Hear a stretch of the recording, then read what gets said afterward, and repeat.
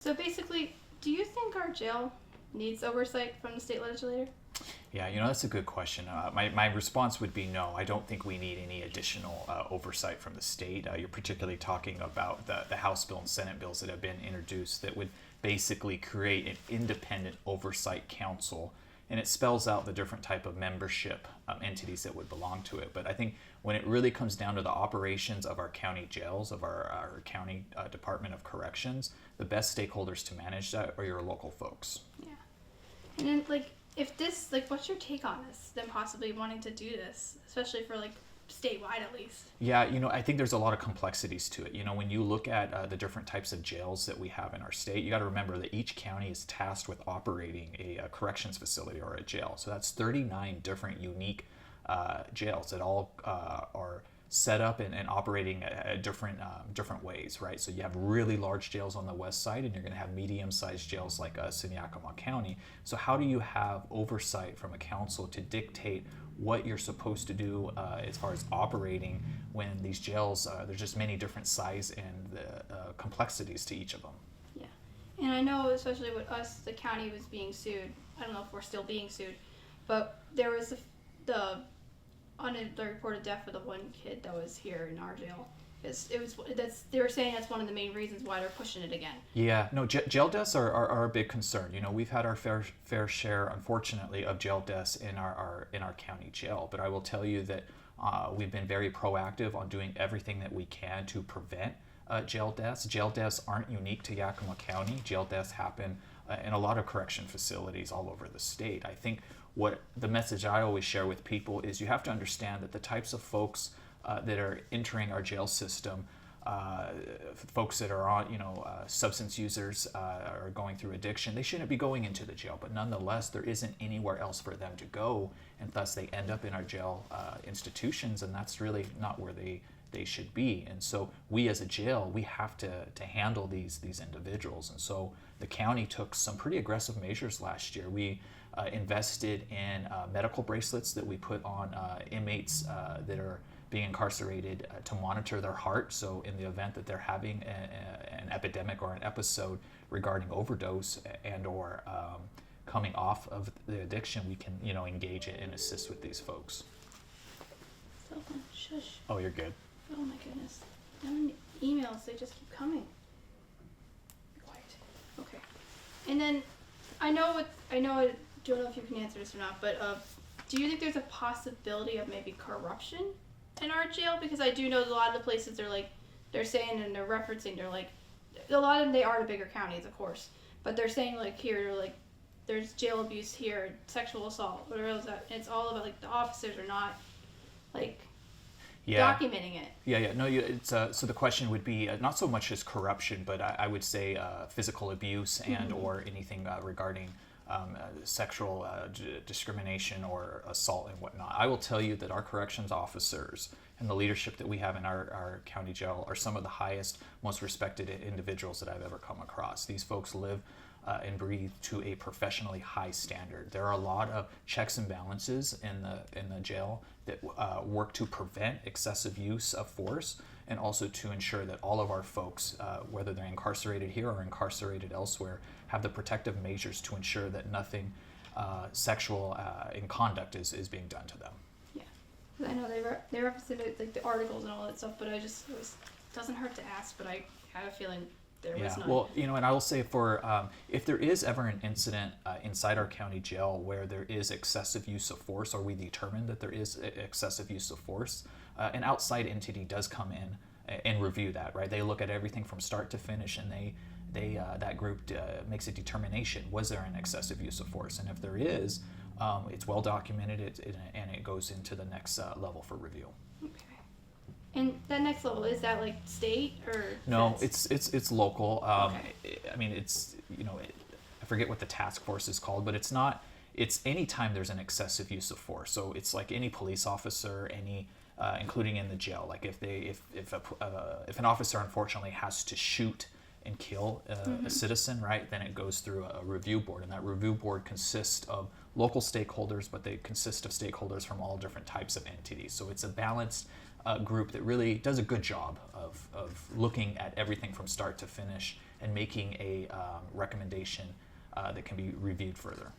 Okay.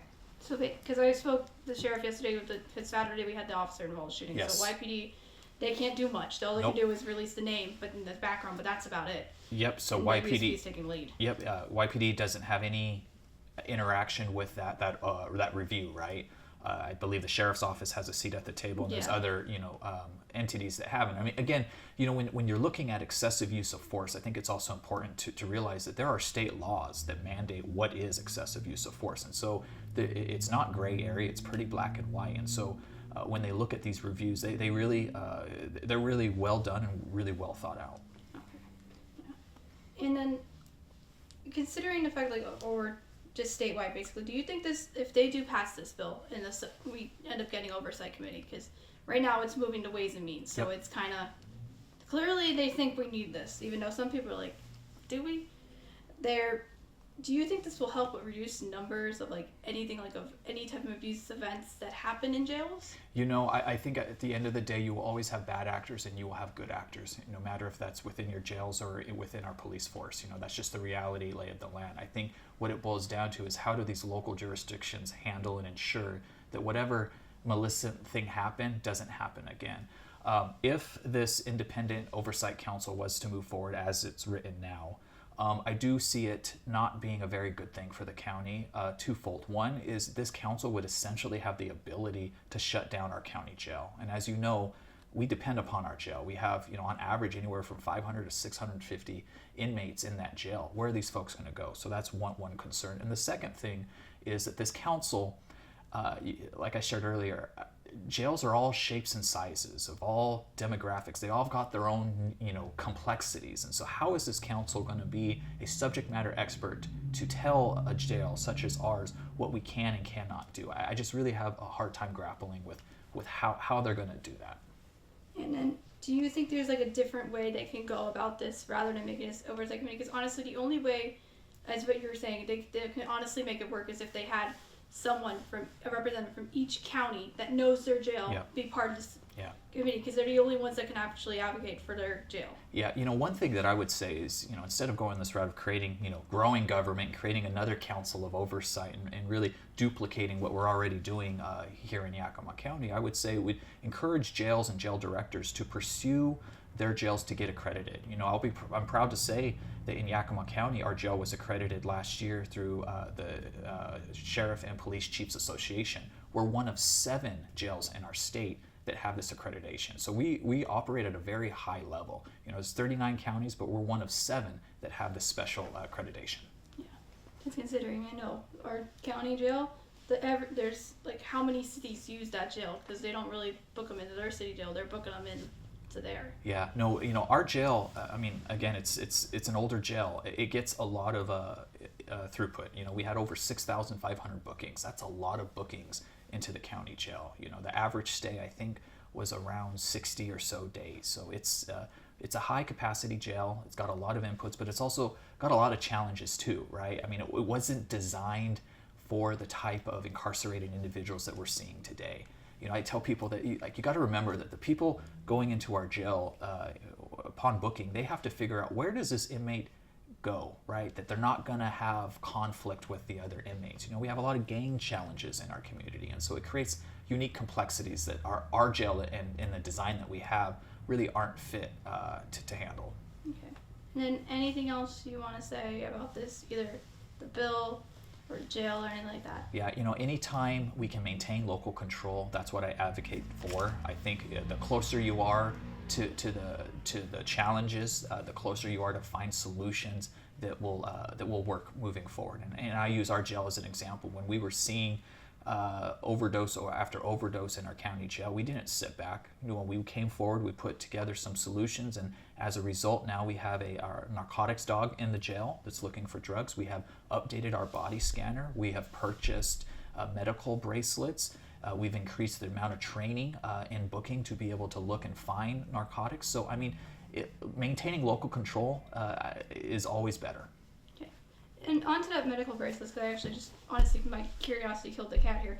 But how does that, work? Because, honestly, maybe it's because I watched too many crime shows as a kid, but you would think like is there a way they can't like mess with it? Oh, they always mess with it. Yeah. Because I'm like, they can, So, if they want to, they can hack it. Yeah, no, we just had a work session with our director Walsh of our jail, and he was talking about of how these bracelets work. So essentially, they're monitoring your heartbeat, right? And so if you're experiencing an overdose or you're utilizing substances, your heart rate's going to go up, and it would trigger an alarm. And within a minute, we have a correction officer that physically is looking at this individual to determine, are they needing medical attention and or are they doing something they shouldn't be with this bracelet. And so it does happen, but our officers, they're really well trained. They monitor it, and the types of individuals, you got to recall that we're not putting these bracelets on every single person. We're putting them on inmates that are that we feel are either going to do harm to themselves or have a substance use disorder, and we know that that they've been using. Okay, yeah, that makes sense now. Because I was like, did everyone have it? Because I'm like, no, they can use it as a weapon. It's not a cheap program either. I mean, we weren't the first jail to utilize. Actually, our neighbors in Kittitas County, I think, got the bracelets before us, but we have seen positive outcomes. And again, at the end of the day, those bracelets, and the reason why we're implementing and using them and why we brought them in is because we're there to save lives. And if we can save anyone from overdosing inside the jail, that's a win for the county. Okay. Well, thank you. Thank you.